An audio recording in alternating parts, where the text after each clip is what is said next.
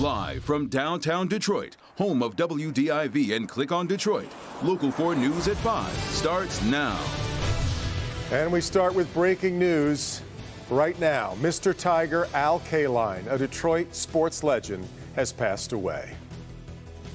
The steady rise in cases in Michigan refuses to stop. 17,221 people have been diagnosed with coronavirus to date in our state. And as we brace for the peak to hit, hospitals are reaching capacity and putting a major strain on first responders. Good to have you with us on Local 4 News at 5. And as we come to you up to the top, let's start with today's big headlines in the fight against COVID-19. Breaking right now, the BBC reports British Prime Minister Boris Johnson is now in intensive care due to the virus. Meanwhile, back here at home, we're told the TCF Center could begin taking patients as early as Friday. This all comes as models predict a peak in deaths could be just days away. And now Mayor Duggan says Detroit police are handing out big fines for people who violate the stay-at-home order. We had groups who were gathering on somebody's front lawn, and when the police car would pull up, they would scatter, so there wasn't anybody to write a ticket to. Starting today, we are writing the $1,000 ticket to the owner of the property. If you let a group gather on your property, you're going to get the $1,000 fine. And the officers are all being told today to enforce that. If people gather on your property and you didn't invite them, call the police. But you are going to find the Detroit Police Department, whose men and women have 154 infected officers, are not going to be sympathetic to the fact that you're putting your neighbors' lives at risk. So that's part of the City of Detroit response. Let's turn now to the state response. The governor updating people this morning as to where the state stands in the fight against the virus. Jason Colthorpe live with us now, and there was some good news in this update, Jason. Sure was, Devin, with a chance for some even better news. However, in many areas, the state really is just keeping its head above water, especially when you think about the protective gear it's desperately trying to get its hands on for those frontline workers. And the governor talked about that today, and because of that, it's led her to strongly hint that the stay-at-home order is probably going to get extended this week. In her daily statewide update, Governor Gretchen Whitmer admitted the state is barely staying ahead of the need of personal protection equipment, and yet that's an improvement. I think it's important to note that while these timelines are very serious, they're a vast improvement from where we were just a week ago. The governor announced a new shipment of PPE from FEMA, including 400 ventilators and 1.2 million surgical masks bought by the state will be distributed. And speaking of masks, the governor says it's time for all of us to wear one. It's crucial that just wearing a mask doesn't give you a false sense of security and you think that you can resume normal life. It's just an added protection. A map tracking cell phone data published in the New York Times over the weekend shows Michigan and the Great Lakes region did an excellent job of staying home last week.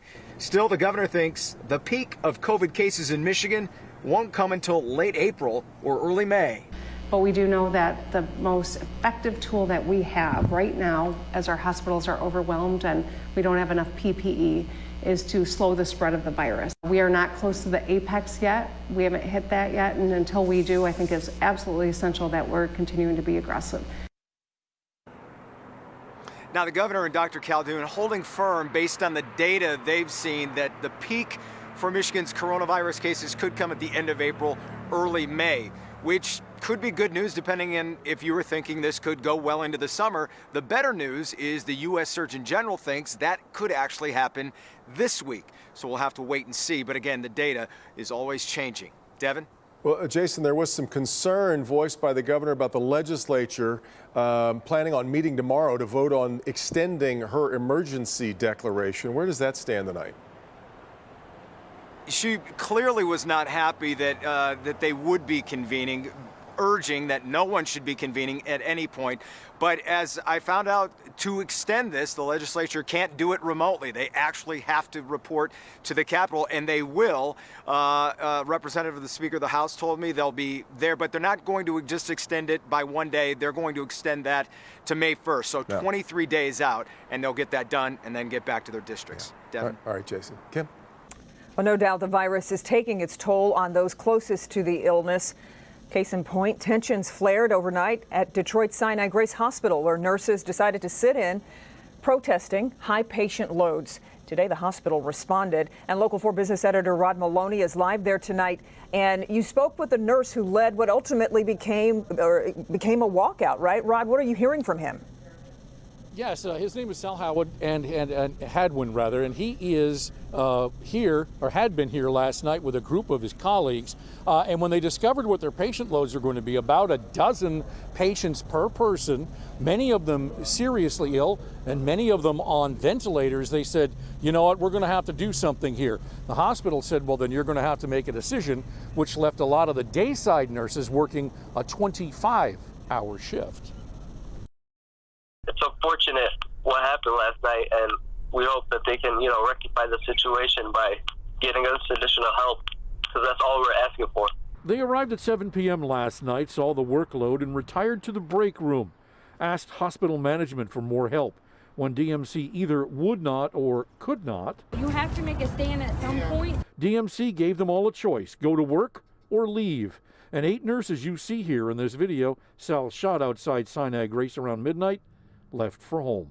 15 years, 20 years. It's been a pleasure. I will see you again. Because it's unsafe for the patient. We couldn't go out there and provide the level of care they deserve. The hospital today responded by statement saying, quote, "We know this is a very challenging time for caregivers. Our doctors and nurses continue to demonstrate their commitment and dedication to our patients. We were disappointed that last night a very small number of nurses at Sinai Grace Hospital staged a work stoppage in the hospital, refusing to care for patients. Despite this, our patients continued to receive the care that they needed as other dedicated nurses stepped in to provide care." You might wonder where Sal will be tonight. We are scheduled to go to work tonight, so we all plan to go there. We all enjoy working at Sinai. Now, whether he actually gets to work tonight is another matter. The hospital had fired a nurse who had posted a Facebook posting about suiting up in her garb earlier in the month. And although Sal says he's not heard, he knows that it's the possibility that he could have been fired. And you may have noticed in that video that a number of the other nurses there pretty much expected that that would be their last day on the job here. Back to you. Incredible. Rod, I'm interested, though, to know about the nurses who had to work their shifts. The one that you said had to work 25 hours, was it? A 25-hour shift? Yes. Yeah, in fact, I spoke with one of them on the phone this afternoon, and what they told me was that because this has been a long-running issue at the hospital, that they pretty much knew that this was brewing, and so they were prepared for that. And he, in fact, said that they supported these nurses in their walk-off last night. Yeah. Okay. Rod, thanks. Other developments today on this front. The 2020 Chevrolet Detroit Grand Prix has been canceled due to the pandemic. Organizers say it just wasn't possible to hold the event at the end of May and protect the health and safety of everyone involved. Detroit Grand Prix scheduled to return to Belle Isle in 2021 from June 4th to June 6th if you want to make a long-range plan. Coming up at 6, Jamie Edmonds talks with an IndyCar driver that was set to compete this year. A second member of the State House has tested positive for coronavirus. Detroit Democratic Caucus Representative Karen Whitsett has tested positive for COVID-19.